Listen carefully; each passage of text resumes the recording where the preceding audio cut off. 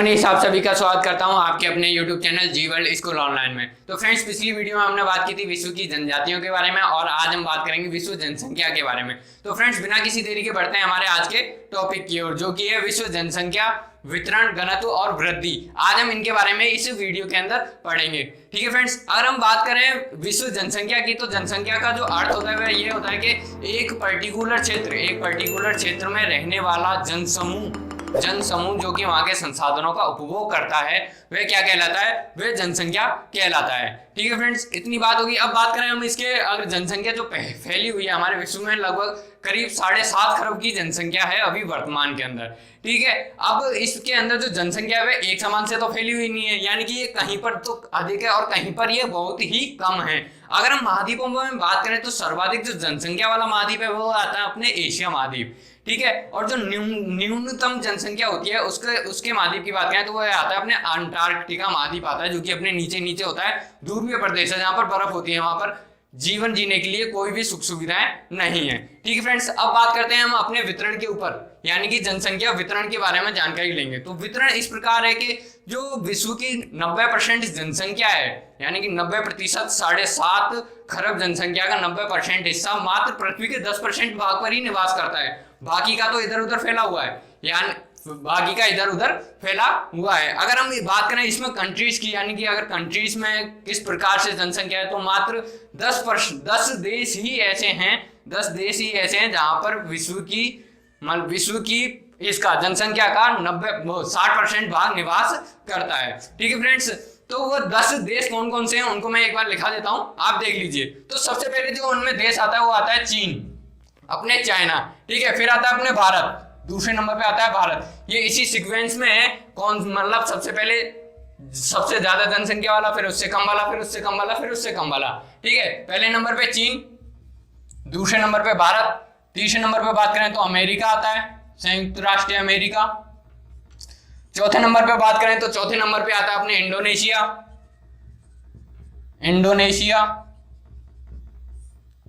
पांचवें नंबर पे बात करें तो ब्राजील आता है और छठे नंबर पे आता है अपने पाकिस्तान आता है। सातवें नंबर पे आता है अपने बांग्लादेश। सातवें नंबर पे बांग्लादेश। आठवें नंबर पे आता है अपने नाइजीरिया।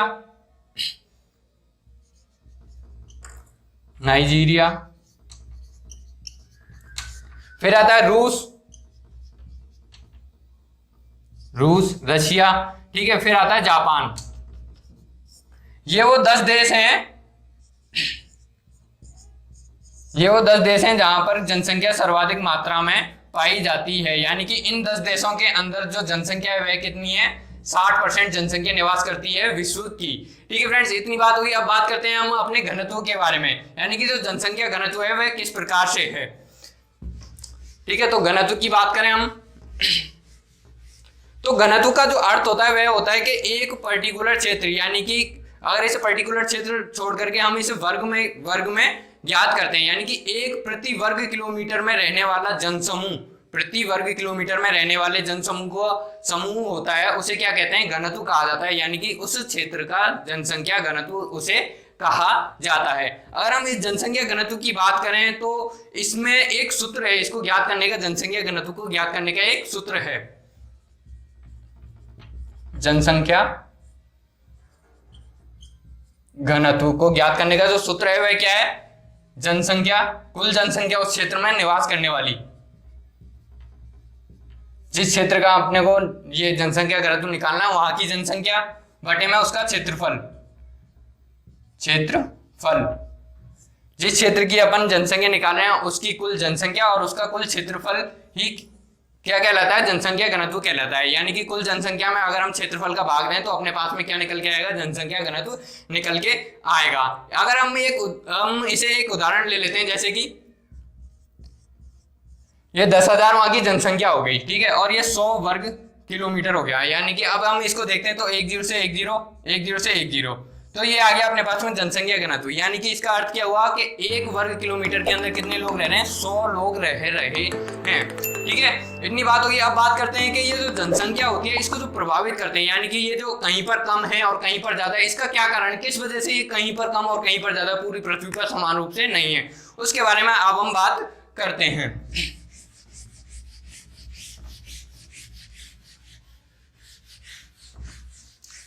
तो किसके बारे में बात करेंगे हम, जनसंख्या वितरण को प्रभावित करने वाले प्रारूपों के बारे में, यानी कारकों के बारे में बात करेंगे। जनसंख्या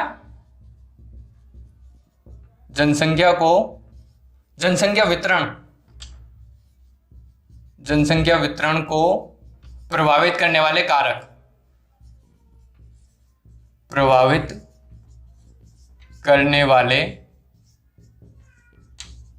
कारक।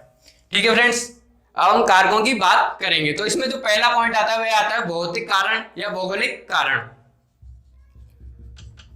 भौगोलिक या भौतिक कारक। ठीक है, भौगोलिक या भौतिक कारक यानी जो प्राकृतिक कारण होते हैं, प्राकृतिक कारणों की वजह से भी जनसंख्या कहीं पर कम और कहीं पर ज्यादा है। उनमें पहला आता है अपने जल की उपलब्धता।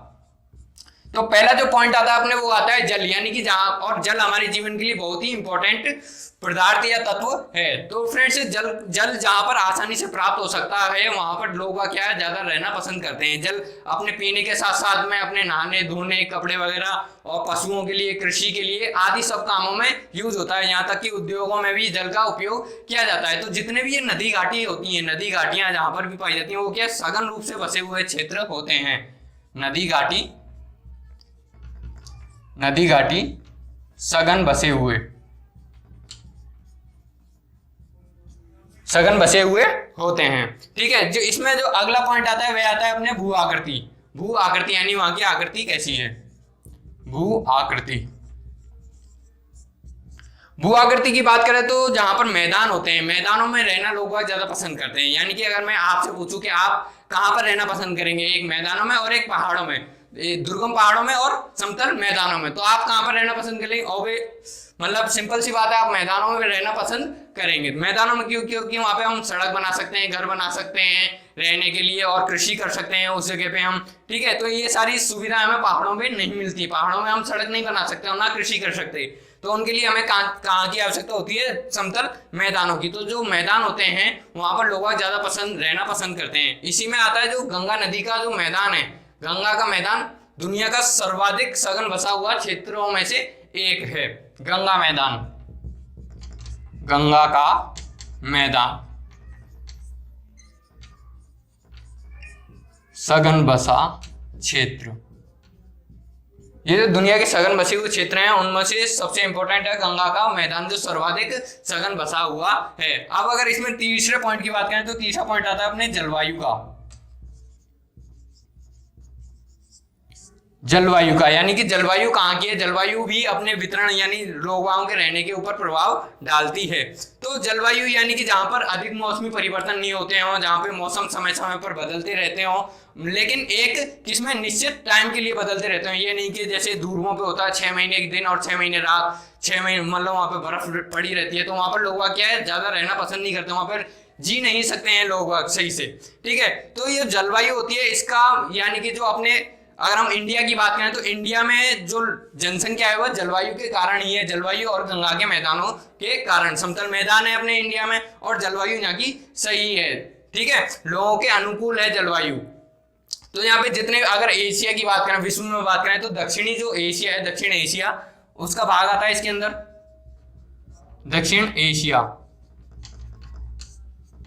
दक्षिण एशिया का इसके अंतर्गत भाग आता है, जो कि सघन बसे हुए हैं जलवायु के कारण, जहां पर सर्दी और गर्मी बराबर पड़ती हैं। ठीक है, अब बात करते हैं तो चौथा आता है वो आता है अपने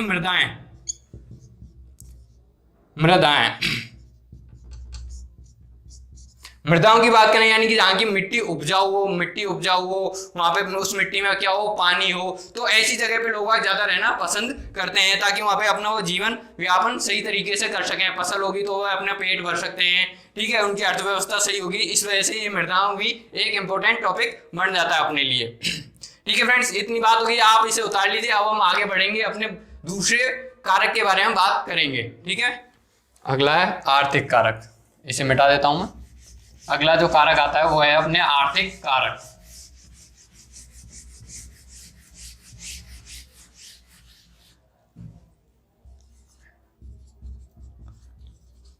आर्थिक कारक, आर्थिक कारक की बात करें फ्रेंड्स तो इसमें पहला आता है अपने खनिज, खनिज संपदा,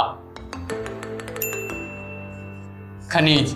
ठीक है, इसमें पहला आता है खनिज। खनिज यानी कि जहां से अपने को खनिज प्राप्त होते हैं, खनिज जैसे कोयला हुआ, धातुएं हुई, ये सारी चीजें जहां से हमें मिलती हैं उन जगह पे क्या होता है, अधिक लोग रहते हैं। क्यों? क्योंकि उन जगह पे रोजगार के अवसर इन्हें अनेकों मिलते हैं, रोजगार इन्हें मिलता रहता है। इसलिए जहां पर जिन स्थानों पर ये खनिज प्राप्त होते हैं, जिन स्थानों से खनिज निकाले जाते हैं, उन स्थानों पर लोग क्या है, सघन बसे हुए रहते हैं। जैसे अगर अपने भारत की बात करें तो भारत में झारखंड, उड़ीसा, इन जगह पे कोयला खदान है और अयस्क खदान है, इन जगह पे ज्यादा है। ठीक है, अफ्रीका महाद्वीप में जहां पर कोयला खदान और हीरे की खदानें ज्यादा पाई जाती हैं, उन जगह पर भी ये क्या है, सघन बसे हुए हैं। ठीक है, जो अगला आता है वो है अपना नगरीयकरण। दूसरा है नगरीयकरण। नगरीयकरण, अगर नगरीयकरण की बात करें तो पहले अपन नगरीयकरण को देख लेते हैं कि नगरीयकरण क्या होता है। तो नगरीयकरण फ्रेंड्स वो होता है जब जैसे मतलब गांव से जो लोग नगरों की तरफ आते हैं, यानी गांव से शहरों की तरफ जनसंख्या का आना या लोगों का आना ही नगरीकरण कहलाता है। ये लोग किसकी तलाश में आते हैं? रोजगार की तलाश में आते हैं, बेहतर शिक्षा की तलाश में आते हैं, बेहतर चिकित्सा की तलाश में क्या करते हैं, नगरों की तरफ आते हैं। और ऐसे ही क्या होता है, इनका नगरीकरण होता है। और इससे भी क्या होता है, सघन बसे हुए होते हैं मतलब शहर। जैसे कि अगर बात करें शहरों की इंडिया में तो मुंबई सबसे बड़ा शहर है। फिर दिल्ली हुआ, अपने जयपुर हुआ, हैदराबाद, बेंगलोर, ये क्या बड़े बड़े शहर हैं। ये इन सब में क्या नगरीकरण की वजह से ही जनसंख्या अधिक हुई है। ठीक है, अब बात करें अपने जो इसमें तीसरा पॉइंट आता है वो आता है औद्योगिकरण।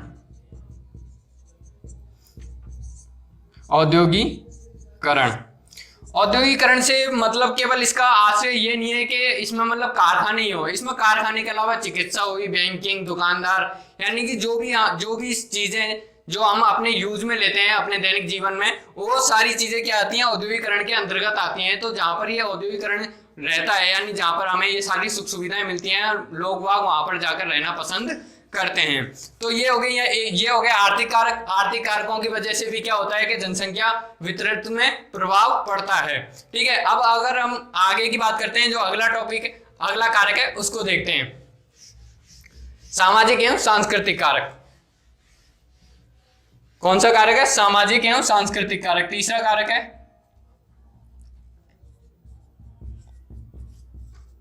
सामाजिक एवं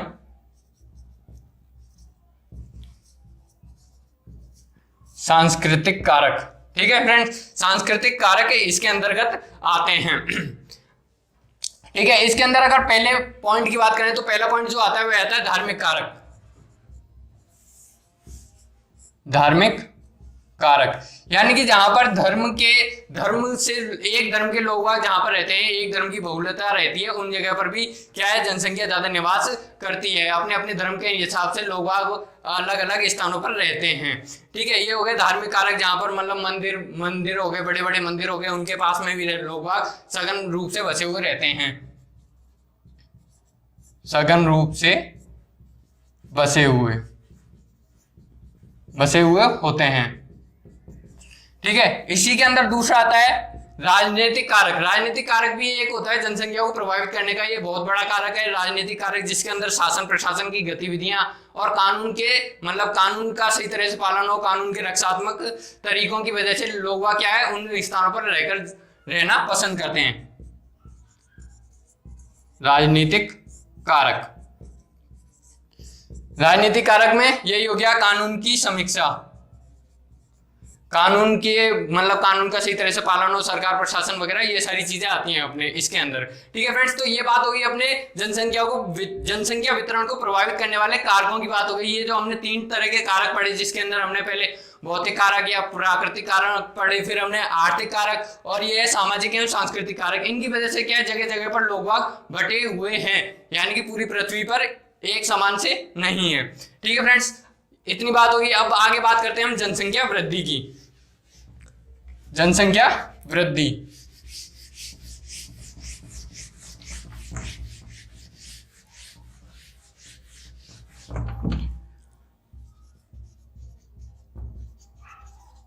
जनसंख्या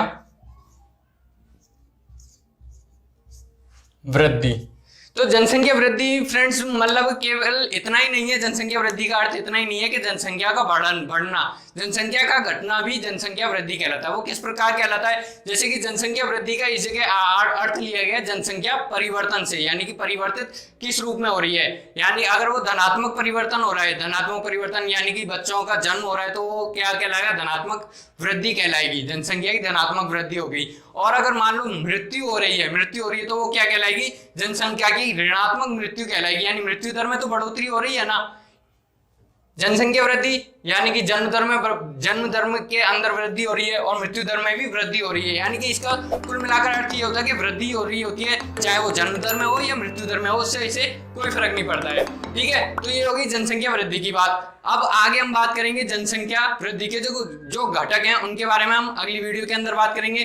ठीक है फ्रेंड्स, अगर आपको ये वीडियो पसंद आया तो आप इसे लाइक करें और अपने दोस्तों के साथ शेयर करें। धन्यवाद।